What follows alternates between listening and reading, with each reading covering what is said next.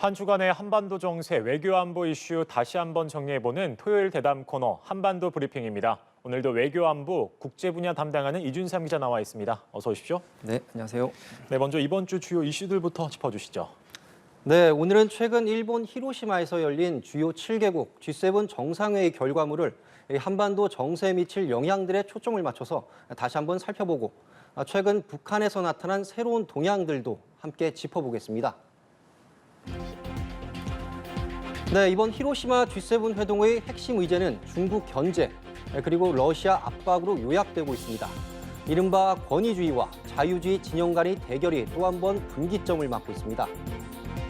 G7 무대에서 주요 타깃이 된 중국은 미국의 반도체 기업을 제재하며 반격의 고삐를 쥐고 있습니다. 중국과 러시아 리스크가 커지는 상황에서 우리 정부의 고민도 깊어지고 있습니다. 북한 고려항공 여객기들이 최근 정비를 맡고 있는 모습들이 위성 카메라에 자주 포착되고 있습니다. 외국인 대상 관광을 재개하려는 신호로 해석돼 이목이 쏠리고 있습니다. 북한 서해 위성 발사장 공사가 급진전되고 있습니다. 북한이 예고했던 첫 군사정찰 위성 발사 준비를 서두르고 있는 것으로 보입니다. 네, 이번 G7 정상회의 결과가 큰 틀에서 중국 견제와 러시아 압박으로 요약된다고 했는데 구체적으로 어떤 내용들이 논의되고 발표됐는지 주요 내용들 다시 한번 정리해 주시죠. 네, 이 상당히 이례적이라고 할 만한 여러 개의 중요한 공동 성명들이 발표가 됐습니다. 이 러시아산 다이아몬드 거래 제한 등과 같은 대러 제재를 강화하고 우크라이나에 대한 경제 군사적 지원을 강화하는 내용들이 포함됐고요.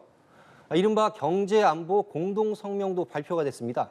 G7 회원국과 또 파트너 국가들이 똘똘 뭉쳐서 중요 광물 자원과 주요 물자에 대한 공급 협력을 강화하고 또 최첨단 기술 유출을 막자 이런 내용들이 포함이 됐고요.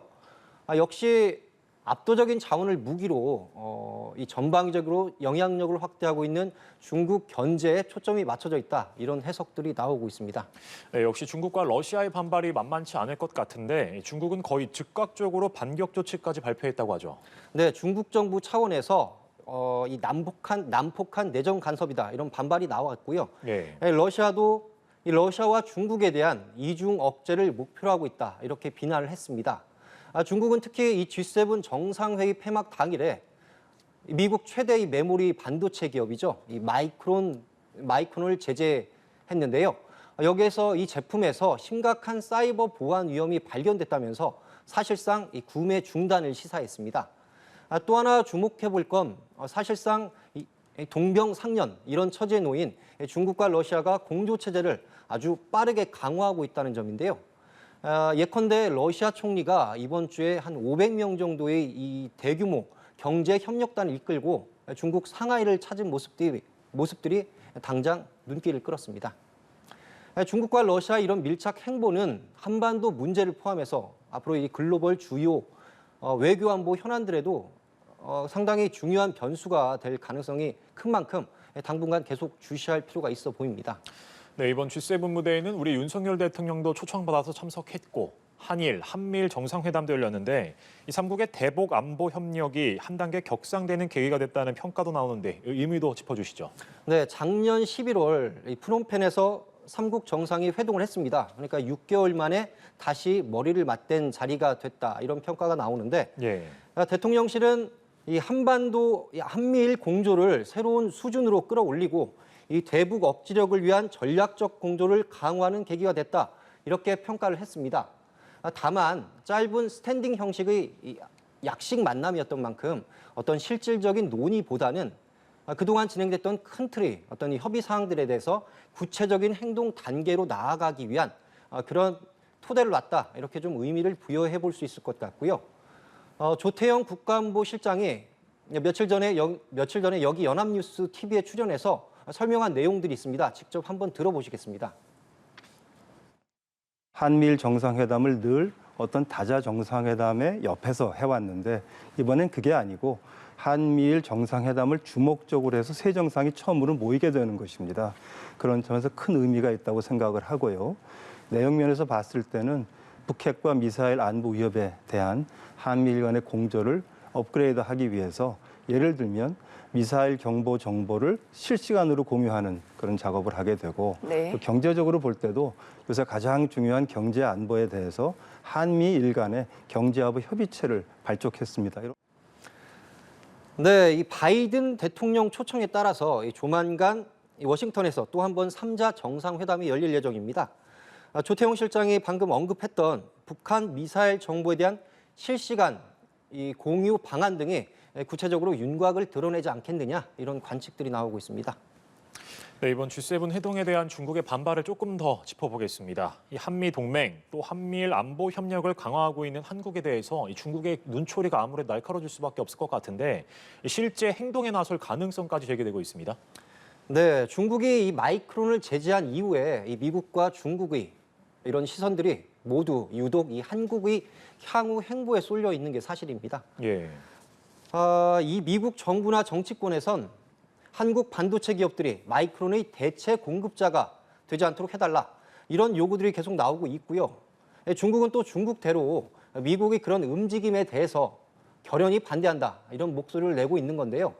여기에 대해서 중국 내에서 높은 수위의 한국 때리기가 계속 이어지고 있는 부분도 상당히 좀 신경이 쓰이는 부분입니다. 특히 최근에는 이 중국 전역에서 네이버 접속이 차단되고 있다, 차단됐다 이렇게 보도가 나오고 있는데 중국이 이 미국에 대한 전략적 접근을 강화하고 있는 한국에 대해서 아주 명시적으로 보복 경고 메시지를 보낸 것이다 이런 분석들이 나오고 있는 상황입니다. 우리가 북핵 대응을 위해서 한미 동맹이나 이 한미일 협력을 강화하면 강화할수록 그 대척점에 서 있는 중국과 러시아의 리스크는 상대적으로 커질 수밖에 없는 상황인데요.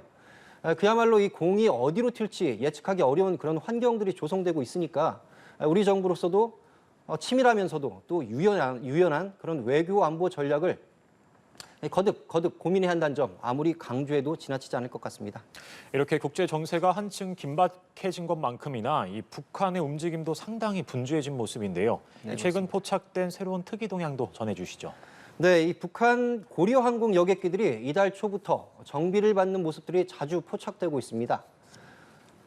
코로나 사태 기간 거의 목격되지 않았던 장면들인데 금년 들어서 갑자기 이렇게 많은 수의 항공기들을 점검하는 것 자체가 워낙에 좀 이례적이라서 외국인 대상 관광을 북한이 본격적으로 재개하려는 신호일 수 있다 이런 관측들이 나오고 있습니다. 코로나 사태 이전만 해도 평양과 그리고 중국 베이징, 선양 그리고 러시아 블라디보스토크 사이에 고려항공 직항편이 운영됐었습니다. 그러니까 이제 중국 러시아와의 경제적, 군사적 밀착을 위해서 기존 노선을 아주 빠르게 복원할 가능성이 있다 이런 관측들이 나올 수밖에 없는 대목인데 또 이 북중 간의 어떤 최근 이 무역 통계를 보시면요, 올해 들어 이 북한의 대중 교역 규모가 코로나 발생 이전의 91% 수준까지 회복된 것으로 나타났습니다. 그러니까 이제 북중 교역도 사실상 정상화 수순에 접어들었다 이렇게 좀 볼 수 있을 것 같고요.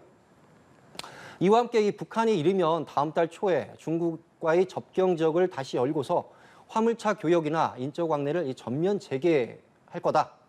또 북한이 하반기에 중국 등에서 열리는 국제 체육 경기에도 참가할 가능성이 있다. 이런 외신 보도들이 잇따라 나오고 있습니다. 북한이 전면적인 대외 활동을 재개할 가능성이 적지 않은 부분이어서 우리 정부도 상황 변화에 촉각을 곤두세우고 있습니다.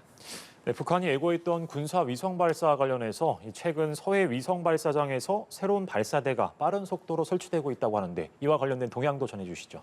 네, 북한의 군사 위성 발사 준비 상황을 위성 사진 분석 등을 통해서 계속 추적해오고 있는 미국 북한 전문 매체 38로스의 추가 보도 내용입니다. 그러니까 지난달 30일에 새 발사대 공사가 처음 관측됐었는데 바로 며칠 만에 이 콘크리트 패드가 거의 완성이 됐고요. 최근의 상황을 보면 이 선로와 조명탑 여기에 VIP 관측용 구역이 새로 설치가 됐다고 합니다. 우리가 최근 누리호 3차 발사에 성공한 점도 북한으로서는 상당히 좀 의식하고 있는 부분이 아닐까 이런 생각도 좀 드는데요. 어쨌든 북한이 조만간 첫 군사위성을 쏘아올릴 가능성이 한층 농후해진 게 사실인 만큼 북한의 관련 자금줄을 조이기 위한 한국과 미국의 제재망도 좀 더 촘촘해지고 있는 것 같습니다. 한국과 미국이 북한의 외화벌이에 관련된 것으로 의심되는 IT 관련 업체와 책임자들을 거의 동시다발적으로 제재 대상에 올렸습니다. 특히 미국 정부는 이 북한이 신분 세탁 등을 통해서 심지어 미국 기업에까지 IT 인력을 위장 취업시켜 외화벌이에 나서고 있다고 보고 앞으로 자금줄 차단 조치를 더욱 강화할 것으로 보입니다. 네, 이 기자 수고했습니다. 한반도 브리핑 여기에서 마치겠습니다. 오늘 말씀 고맙습니다. 네, 감사합니다.